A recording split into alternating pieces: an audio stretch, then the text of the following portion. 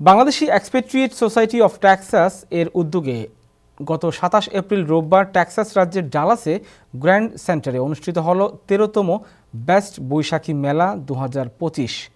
মেলার মূল আকর্ষণ সঙ্গীত ছাড়াও এতে ১৬টির মতো মুখরোচক দেশি খাবার স্টল ছাড়াও ৪০টির মতো পোশাক আর গয়নার স্টল ছিল।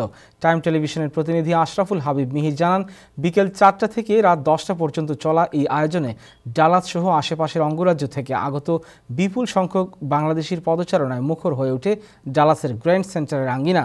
মেলায় স্থানীয় সঙ্গীত শিল্পী নওশীন শর্মিলা, নাশিতা তাহসিন খান, নিশাত সুলতানা তুলি এবং সাখাওয়াত হোসেন জুয়েল ছাড়াও বাংলার রক ব্যান্ডের জনপ্রিয় দল ব্যান্ড মাইলসের শিল্পীরা সঙ্গীত পরিবেশন করেন।